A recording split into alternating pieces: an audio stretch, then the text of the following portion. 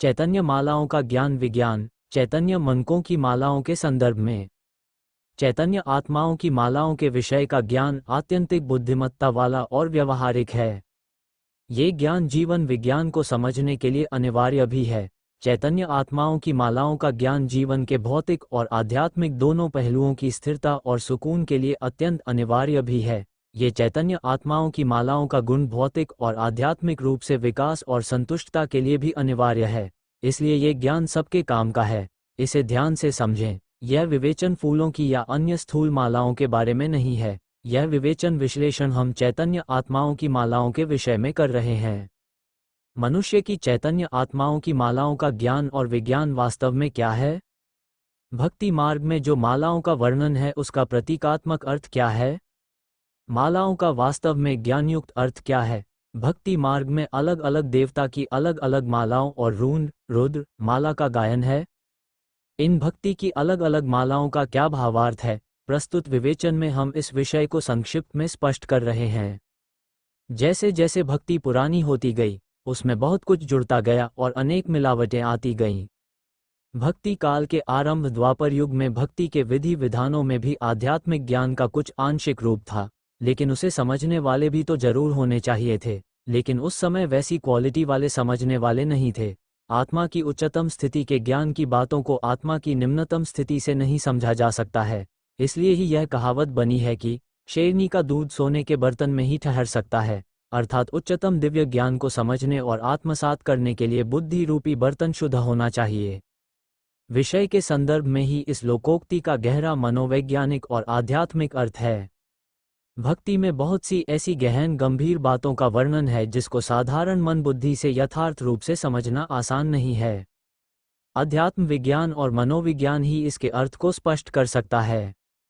अध्यात्म वेत्ताओं ने द्वापर युग के प्रारंभ में अध्यात्म, मनोविज्ञान और व्यवहार के जो सूत्र दिए थे, वे सूत्र उनकी अपनी भाषा काव्य की भाषा या कोड की भाषा में दिए हुए थे।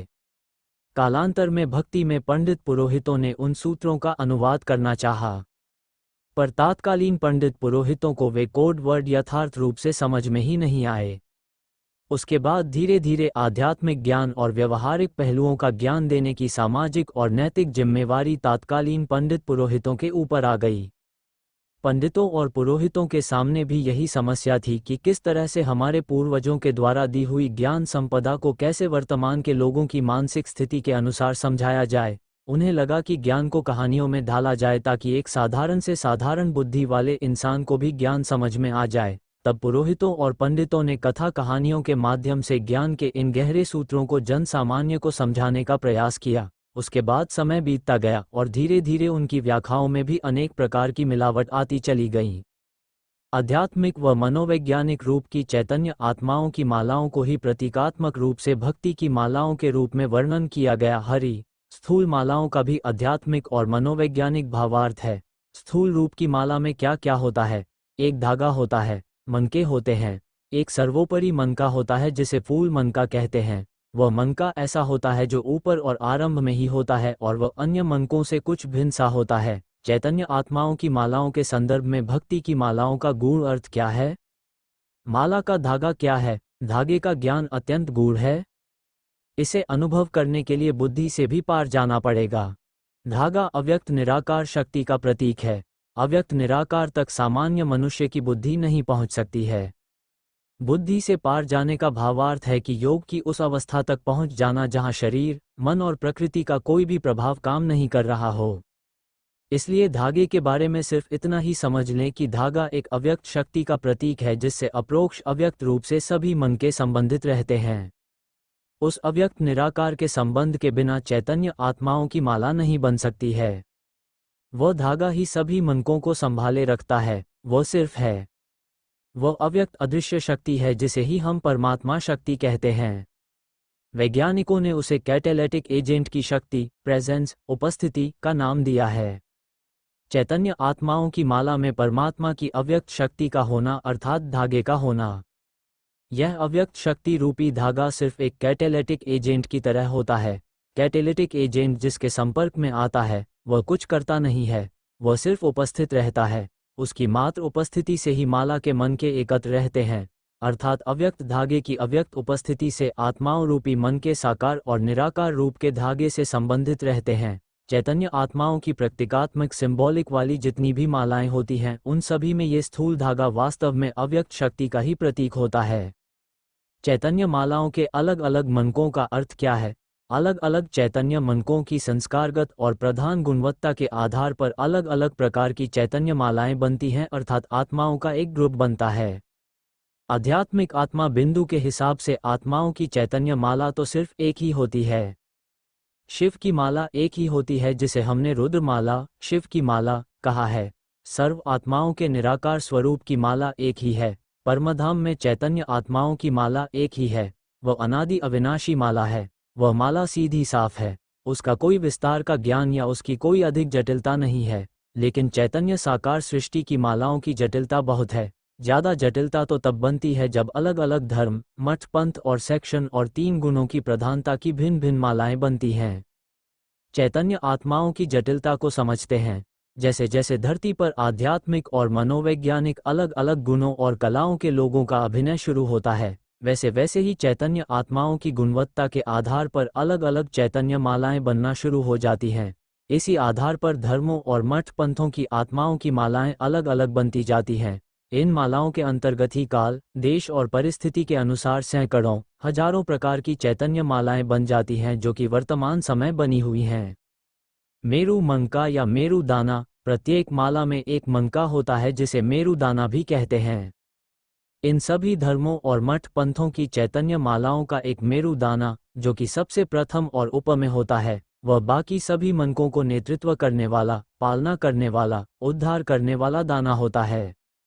ये मेरु दाने 2 प्रकार के होते हैं। पहला, वह मेरु दाना जो सर्व आत्माओं की चैतन्य माला अर्थात रुद्रमाला में होता है। वो परमपिता शिव परमात्मा का सिंबल अर्थात प्रतीक होता है। दूसरा, वो मेरु दाना जो हर धर्म और मठ पंथ की चैतन्य आत्माओं की अलग अलग मालाओं का अपना अपना मेरु दाना होता है। ये मेरी दाना अलग अलग अनेक मालाओं के अनुसार हजारों की संख्या में हो सकते हैं। मेरु मनके का भावार्थ है कि चैतन्य आत्मा रूपी पुष्प पूरी तरह से विकसित हो चुका होता है।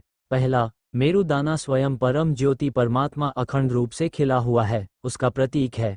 वह चैतन्य मेरु दाना सभी चैतन्य मनकों के लिए अदृश्य शक्ति का स्रोत, प्रेरणा देने वाला होता है।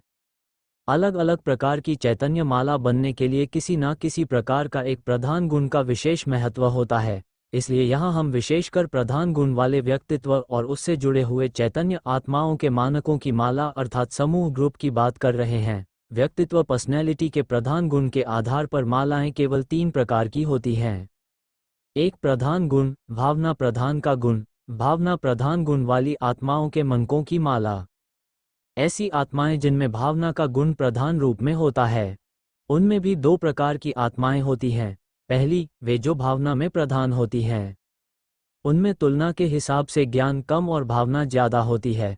दूसरी, वे जिन्होंने भावना की अंतिम सीढ़ी को पार कर लिया हुआ होता है। वे परमात्मा के निराकार स्वरूप के साथ योग के अशरीरीपन के अभ्यास से कंबाइन स्वरूप का अनुभव करती हैं। इन दोनों की अपनी अपनी मालाएं होती हैं।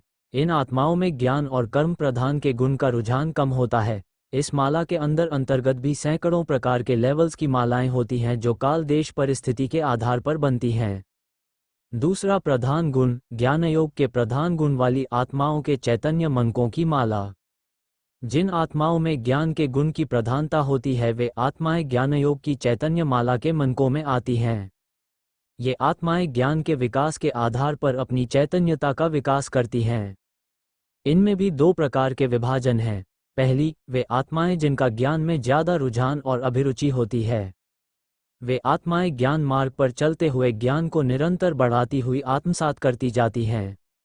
दूसरी, वे आत्माएं जो ज्ञान की समझ के एक निश्चित उच्चतम लेवल को प्राप्त कर चुकी होती हैं। वे आत्माएं ज्ञान की अंतिम सीढ़ी तक पहुंचकर योग की श्रेष्ठ स्थिति तक पहुंच जाती हैं। वैसी स्थिति प्राप्त करने के बाद योग में आरूढ़ होना ही उनका प्रधान गुण हो जाता है।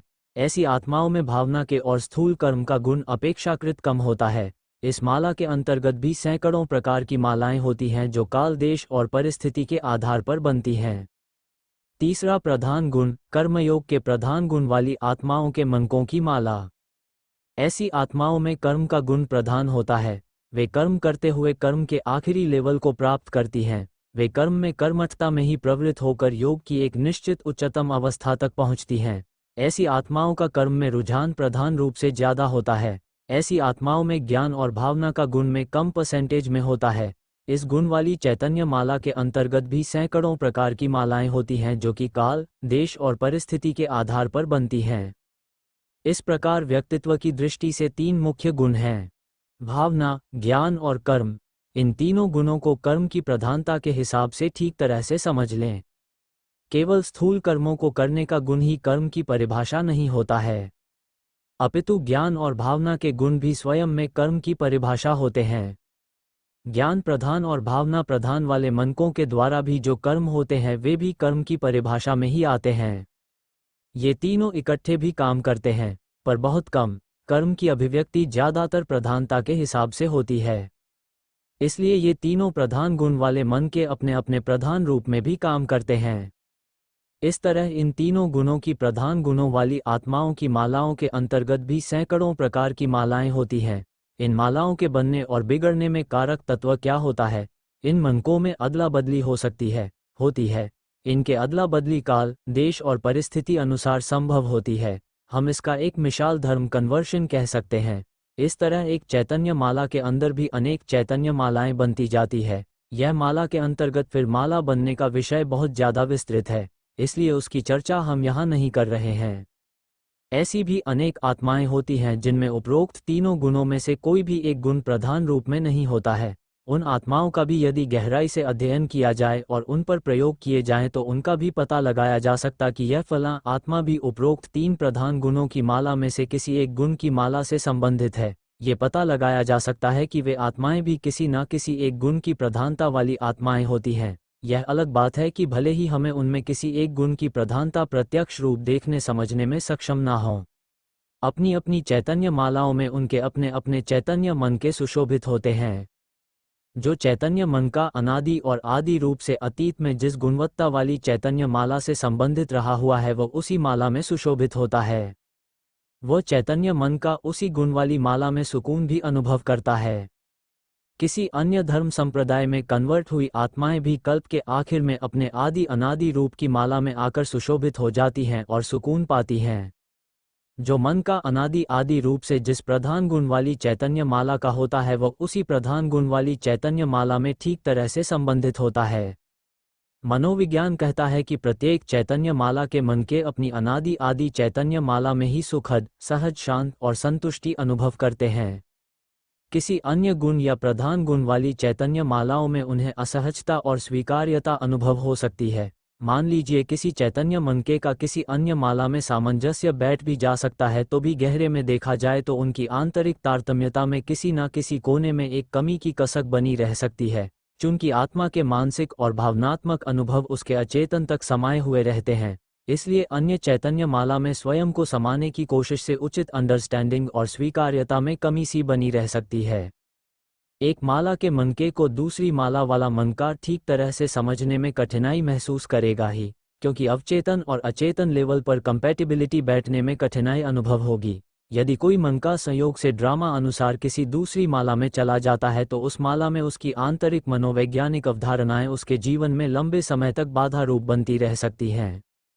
परमात्मा का किसी भी प्रकार के गुण और व्यक्तित्व वाले मन के वाली आत्मा से कोई विरोध नहीं है। परमात्मा 360 डिग्री से सबको अपने बेहद स्वरूप में समा लेते हैं। क्योंकि मनुष्य आत्माएं केवल सिंगल आयाम में देख और समझ सकती हैं, इसलिए मनुष्य आत्माओं की चैतन्य मालाओं में समझ की लिमिटेशंस और कमी की समस्या होती है। परमात्म ज्ञान और राजयोग का प्रयोग इसी समझ को बढ़ाने के लिए ही है। यदि देखा जाए तो वास्तव में इस चैतन्य मनकों की मालाओं के ज्ञान को ना समझने के कारण ही अनेकानेक मनुष्यों के जीवन में अनेक समस्याएं हैं। चैतन्य मालाओं के यथार्थ ज्ञान को समझें। हालांकि हर मन का अपनी अपनी गुणवत्ता वाली माला में अपने आप ऑटोमेटिकली ही जुड़ जाती है, फिर भी बहुत लोगों के लिए ये जानना बहुत बार बहुत कठिन हो जाता है वे असलियत में कौन सी माला से संबंधित हैं। वे समझ ही नहीं पाते हैं कि उनकी चैतन्य माला कौन सी प्रधान गुणवत्ता वाली माला है। इसे जानने में बहुत कठिनाई होती है। यदि यह जानने समझने में कठिनाई अनुभव हो तो ये काम परमात्मा के ऊपर छोड़ देना चाहिए। यदि अपने चैतन्य माला का पता पड़ जाता है तो उसमें सम्मिलित होकर अपना रोल अपने आत्मसम्मान और सुकून के साथ प्ले करना चाहिए। अब तक के मनोविज्ञान के शोधों के आधार पर यह चैतन्य आत्माओं की मालाओं का ज्ञान मेरे संज्ञान में सटीक है, पर चूंकि कर्मों की गति और विश्व ड्रामा की गति अति गहन है, रहस्यात्मक है, ज्ञान निरंतर परिष्कृत होता रहता है, इसलिए इसमें संशोधन होने की गुंजाइश को स्वीकार किया जाता है। Thank you.